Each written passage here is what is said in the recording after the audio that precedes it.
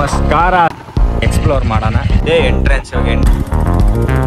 ಆಗ್ತಿಲ್ಲ, ಹತ್ತುತ್ತಿಲ್ಲ. ಎಷ್ಟು ಸಖತ್ತಾಗಿದೆ ವೆದರ್ ಮಾತ್ರ.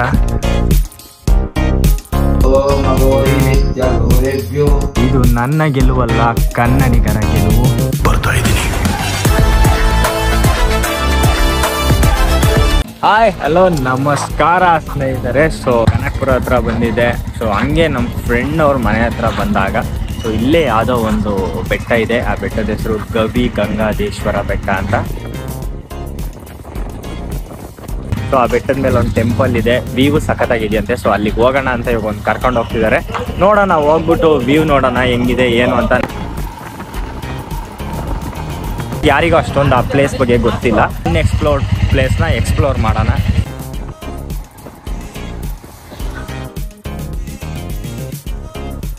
ಇದೇ ಎಂಟ್ರೆನ್ಸ್. ಇವಾಗ ಎಂಟ್ರಿ ಆಗ್ತಾ ಇದ್ದೀವಿ. ಎಂಟ್ರೆನ್ಸ್ ಈ ಥರ ಇದೆ. ಸೊ ಇಲ್ಲಿ ಹಳ್ಳಿನೂ ಇದೆ, ಮನೆಗಳೆಲ್ಲ ಇದ್ದಾವೆ.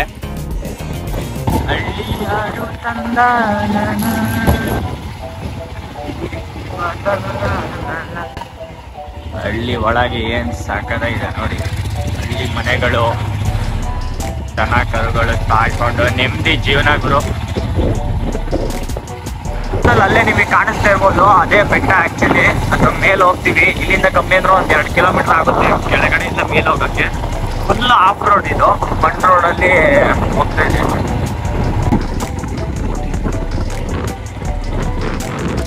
ಒಂದು ಪ್ರಾಪರ್ ಆದ ಆಫ್ ರೋಡ್ ನ ಫೀಲ್ ಮಾಡಬೇಕು, ಟ್ರಯಲ್ ಮಾಡಬೇಕು ಅಂತ ಹೇಳಿದ್ರೆ ನೋಡಿ ಇಲ್ಲಿ ಬರ್ಬೋದು. ಕ್ಲೀನ್ ಆಗಿ ಆಫ್ ರೋಡ್ ಸಾಕಾಗಿದೆ. ಕಷ್ಟ ಇರುತ್ತೆ, ಜೋಪಾನ ನೋಡ್ಕೊಂಡು ಗಾಡಿಗಳು ಓಡಿಸ್ಬೇಕು. ನೋಡಿ ಇಲ್ಲೆಲ್ಲ ಫುಲ್ ಜಲ್ಲಿಕಲ್ ರೋಡ್ ಇದು.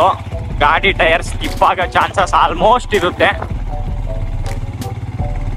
ಈ ಗಾಡಿಗಳೇ ಎಳ್ದಾಡ್ತಿದೆ. ಇನ್ನು ನಮ್ದೆಲ್ಲ KTM RC ಗಿರ್ಸಿ ಎಲ್ಲ ತಂದ್ರೆ ತುಂಬಾ ಕಷ್ಟ ಆಗುತ್ತೆ. ಹೋಗ್ಲಿ ಎಸ್ ಕಮಾನ್. ಪರವಾಗಿಲ್ಲ, ಅಂದ್ರೆ ರೋಡ್ ಸ್ವಲ್ಪ ಚೆನ್ನಾಗಿ ಮಾಡಿದ್ದಾರೆ. ಮಣ್ಣಿನ ರೋಡ್ ಆದ್ರೂ ಸ್ವಲ್ಪ ಚೆನ್ನಾಗಿದೆ, ಏನ್ ತೊಂದರೆ ಇಲ್ಲ.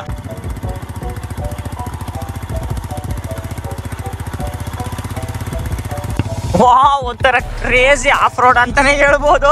ನೋಡಿ ಸಕ್ಕ ಸ್ಲಿಪ್ ಆಗ್ತಿದೆ ಗಾಡಿ ಅಂತ. ನೋಡಿ ತಳ್ಕೊಂಡು ಹೋಗೋ ಪರಿಸ್ಥಿತಿ ಏನು ಮಾಡಂಗಿಲ್ಲ. ತುಂಬಾ ಕಷ್ಟ ಇದೆ.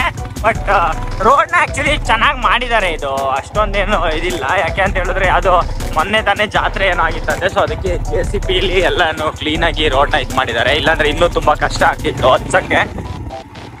ನಮ್ಮ ಕನ್ನಡದ ಬಾವುಟ ಬಂದ ತಕ್ಷಣ ಕನ್ನಡದ ಬಾವುಟ ಕಾಣಿಸಿದೆ. ನಿಧಾನ ನಾನು ಇಳ್ದೆ ಬಿಟ್ಟೆ.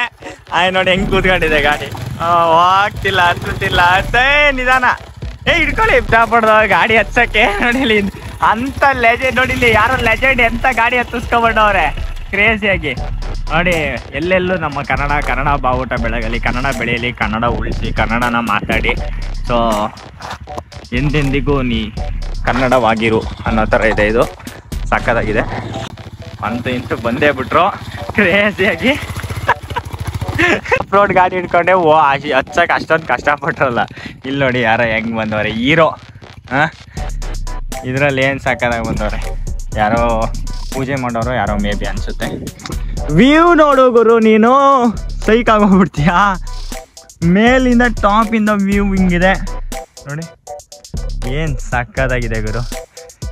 ಈ ವೆದರ್ ಹಿಂಗಿದೆ. ಇದು ಬೆಳಗಿನ ಜಾವ ಥರನೇ ಇದೆ ಸೇಮು. ಬಟ್ ಆದರೆ ನೀವು ಬೆಳಗ್ಗೆ ಅಂತ ಯಾವುದೇ ಕಾರಣಕ್ಕೂ ಅನ್ಕೋಬಿಡಿ. ಇವಾಗ ಟೈಮ್ ಕರೆಕ್ಟಾಗಿ ಮಧ್ಯಾಹ್ನ 2 ಗಂಟೆ ಆಗಿದೆ. ಕ್ರೇಜಿ ವೆದರ್ ಅಂತಲೇ ಹೇಳ್ಬೋದು ಗುರು. ಸಕ್ಕತ್ತಾಗಿದೆ ವೆದರ್ ಮಾತ್ರ. ಮಧ್ಯಾಹ್ನ 2 ಗಂಟೆಯಲ್ಲಿ ಈ ಥರ ವೆದರ್ನ ಎಕ್ಸ್ಪೆಕ್ಟೇ ಮಾಡೋಂಗಿಲ್ಲ ಆ್ಯಕ್ಚುಲಿ. ಸೊ ಅಷ್ಟು ಸಖತ್ತಾಗಿದೆ ವೆದರ್ ಮಾತ್ರ. ಕೂಲಾಗಿ ಮರ ಗಿಡಗಳು, ಈ ಟೆಂಪಲ್ಲು ವ್ಯೂ. ಯಾರಿಗಾರು ಆಫ್ ರೋಡ್ ಮಾಡಬೇಕು ಅಂತ ಇದ್ದರೆ ಖಂಡಿತ ಇಲ್ಲಿಗೆ ಆರಾಮಾಗಿ ಬರ್ಬೋದು. ಪೀಸಾಗಿದೆ. ಆ್ಯಕ್ಚುಲಿ ಪೂಜೆ ಮಾಡ್ತಿದ್ದಾರೆ ಅಂದ್ಕೊತೀನಿ. ಬಂದಿದ್ದಾರೆ ಯಾರೋ ಪೂಜಾರಿ ಬಂದ್ಬಿಟ್ಟು ಮಂತ್ರ ಹೇಳ್ಕೊಂಡು ನೋಡಿ ಏನು ಸಖತ್ತಾಗಿ ಪೂಜೆ ಮಾಡ್ತಾರೆ. ನಂಗೆ ಕೇಳಿಸ್ತಿದೆ. ಅದು ಅವ್ರದ್ದೇ ಗಾಡಿ ಅನ್ಸುತ್ತೆ. ನೋಡಿ ಹೆಂಗೆ ಬಂದಿದ್ದಾರೆ ಆ ಗಾಡೀಲಿ. ಯಾರೋ ಇಲ್ಲಾಂದರೆ ಯಾರೋ ಬಂದಿರಬೇಕು ಭಕ್ತಾದಿಗಳು, ಯಾರೋ ಟೆಂಪಲ್ನ ವಿಸಿಟ್ ಮಾಡಿ.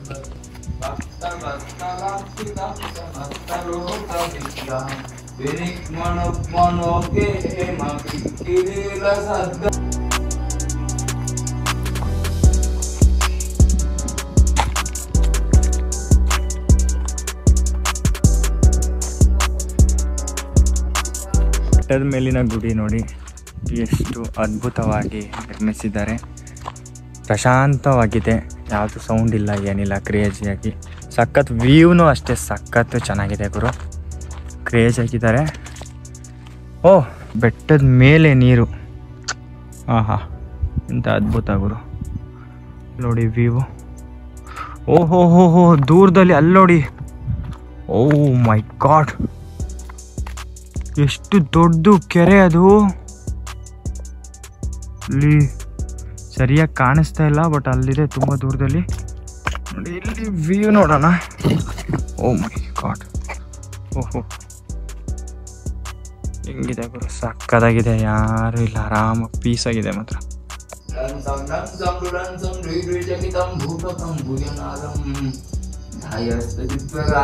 ಸವಸತಿ ಸವಲ ಪಾತು ಚಂದ್ರ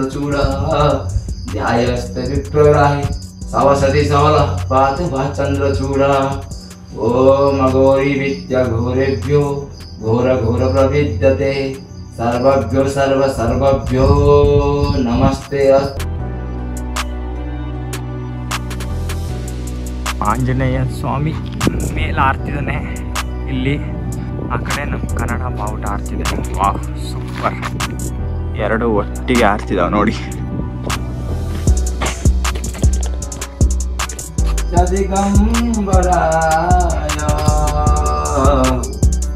ಆ್ಯಕ್ಚುಲಿ ನಾನು ಅಂದ್ಕೊಂಡೆ ಆವಾಗ, ಅಂದರೆ ಮೇ ಬಿ ಅವರು ಪೂಜಾರಿ ಯಾರೋ ಬಂದು ಪೂಜೆ ಮಾಡ್ತಿರೋದಂತ, ಬಟ್ ಅಲ್ಲ, ಅವರು ಯಾರೋ ಹಿಂಗೆ ಭಕ್ತಾದಿಗಳು ಬಂದು ಏನು ಸಖತ್ತಾಗಿ ಹೇಳ್ಕೊಂಡು ಇದು ಮಾಡ್ತಿದ್ರು. ಅವರೇ ಇದನ್ನು ಈ ತಿಲಕನ ಇಟ್ಟರು, ಗಂಧದ್ದು.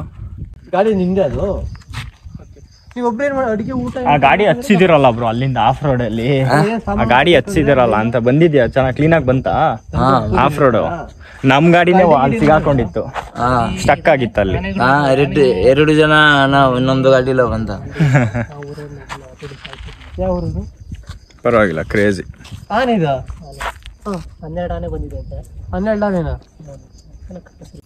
ಅಂದ್ರೆ ಇಲ್ಲಿ ಮೇಲ್ ಬೆಟ್ಟದ ಮೇಲೆ ಬರುತ್ತೆ ಆನೆ?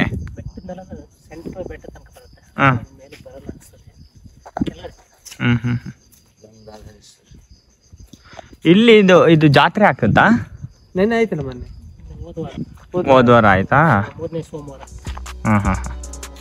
ಇದೆ ಇದ್ರ ಮುಂದೆನೆ ಪ್ರಕಾರ ಇದು ತುಂಬ ಹಳೆಯ ಗುಡಿ. ಇದು ಎಷ್ಟೋ ವರ್ಷಗಳ ಕಾಲದಲ್ಲಿ ಮಾಡಿರ್ತಾರೆ, ಕಲ್ಲಿಂದ ಮಾಡಿರುವಂಥ ಗುಡಿ. ಸಕ್ಕತ್ತಾಗಿದೆ. ಫುಲ್ ಗಾಡಿ ಎಲ್ರೂ ಚೆನ್ನಾಗಿ ಕಾಪಾಡಪ್ಪ ದೇವ್ರೆ. ನೋಡಿ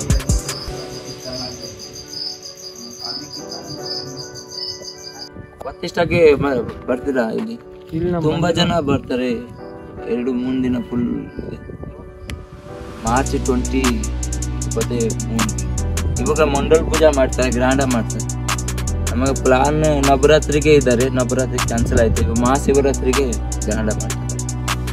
ಇಲ್ಲಿ ಇರೋರ್ನ ಕೇಳಿದಾಗ ಈ ಗುಡಿಯನ್ನು ಕ್ರಿಸ್ತ ಶಕ, ಅದು ಇಸ್ವಿ ಕರೆಕ್ಟಾಗಿ ಏನೂ ಗೊತ್ತಿಲ್ಲ, ಬಟ್ ಅದೇ ಚೋಳರು ಇದ್ದಂಥ ಕಾಲದಲ್ಲಿ ನಿರ್ಮಿಸಿದಂಥ ಇದು ಗುಡಿ. ಇದು ಆ್ಯಕ್ಚುಲಿ ಇದು ಪವರ್ಫುಲ್ ಒಂದು ದೇವರು.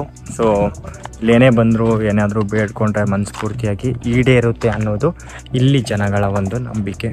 ಇದು ಅಡಿಗೆ ಮನೆ, ಏನಾದರೂ ಅಡಿಗೆ ಎಲ್ಲ ಮಾಡೋದಿದ್ರೆ ಇಲ್ಲೇ ಮಾಡ್ಕೊತಾರಂತೆ. ಸೊ ಇಲ್ಲೇ ಒಬ್ಬರು ವಾಸ ಇದ್ದಾರೆ, ಇಲ್ಲೊಬ್ಬರು ಯಾವಾಗಲೂ ಇಲ್ಲೇ ಇರ್ತಾರಂತೆ. ಸೊ ಇಲ್ಲೇ ನೋಡ್ಕೊಳ್ಳೋಕ್ಕೆ ಪ್ರತಿ ಸಲ ಇಲ್ಲೇ ಇರ್ತಾರೆ. ಸೊ ನಮ್ಮ ಕನ್ನಡದ ಬಾವುಟ ಮತ್ತೊಮ್ಮೆ ಹೇಳ್ತಿದ್ದೀನಿ, ಹಾರಾಡ್ತಿದೆ. ಹೀಗೆ ಹಾರಾಡ್ತಿರ್ಬೇಕು ಯಾವತ್ತೂ. ಜೈ ಕನ್ನಡ, ಜೈ ಕರ್ನಾಟಕ. ಮತ್ತು ಇದು ನನ್ನ ಗೆಲುವಲ್ಲ, ಕನ್ನಡಿಗರ ಗೆಲುವು. ಸೊ ಕನ್ನಡದ ಅಭಿಮಾನಿಗಳೆಲ್ಲರೂ ನೋಡಿ, ಕನ್ನಡ ಉಳಿಸಿ, ಕನ್ನಡ ಬೆಳೆಸಿ, ದಯವಿಟ್ಟು ಹಾಳೆಂತ ಮಾಡಬೇಡಿ. ಹೇಳೋದ್ನೆಲ್ಲ ಒಪ್ಪಿರ್ತಾರೆ ಅಂತ ಇವರೇ, ಅದು ಇಲ್ಲೇ ಇರ್ತಾರೆ ಯಾವಾಗಲೂ.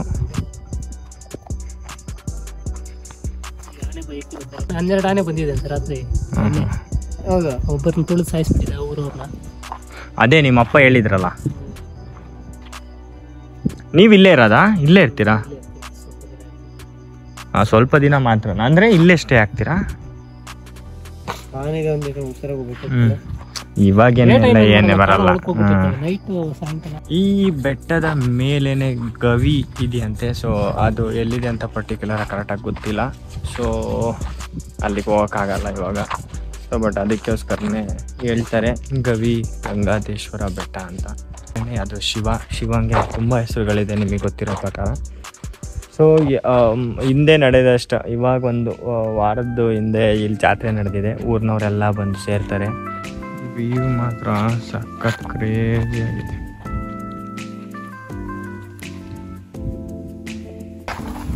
ಇಲ್ಲೇನೋ ಒಂದು ಏನೋ ಹಿಂಗೆ ಕಟ್ಟಿದ್ದಾರೆ, ಏನು ಅಂತ ಗೊತ್ತಿಲ್ಲ.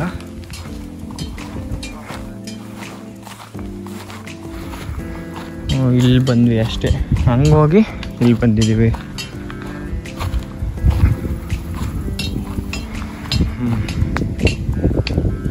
ನೋಡಿ ಹೆಂಗಿದೆ. ಒಂದೊಳ್ಳೆ ಆಫ್ ರೋಡಿಂಗ್ ಮಾಡಿಕೊಂಡು ಸ್ವಲ್ಪ ಟೈಮ್ ಪೀಸಾಗಿ ಎಲ್ಲಾದರೂ ಟೈಮ್ ಸ್ಪೆಂಡ್ ಮಾಡಬೇಕು ಅಂದರೆ ಪಕ್ಕ ಒಂದು ಒಳ್ಳೆ ಜಾಗ ಅಂತಲೇ ಹೇಳ್ಬೋದು. ಬೆಂಗಳೂರಿಂದ ಕಮ್ಮಿ ನಿಮಗೆ ಒಂದು 40 ಕಿಲೋಮೀಟ್ರು ಆಗ್ಬೋದು ಅನಿಸುತ್ತೆ ಈ ಪ್ಲೇಸಿಗೆ ಆ್ಯಕ್ಚುಲಿ ಬರೋದಕ್ಕೆ. ತುಂಬ ಹತ್ರ, ಬೆಂಗಳೂರಿಗೆ ಒಂದು ನಿಯರ್ ಆದಂಥ ಒಂದು ಪ್ಲೇಸ್ ಇದು. ತುಂಬ ಚೆನ್ನಾಗಿ ಬಂದು ನಿಮ್ಮ ಟೈಮ್ನ ಸ್ಪೆಂಡ್ ಮಾಡಿ ಪೀಸಾಗಿ ತಲೆನೋವುಗಳಿಂದ ಎಲ್ಲನೂ ಮರೆತು ಇಲ್ಲಿ ಬಂದು ನಿಮ್ಮ ಅದ್ಭುತವಾದ ಸಮಯನ ಕಳಿಬೋದು.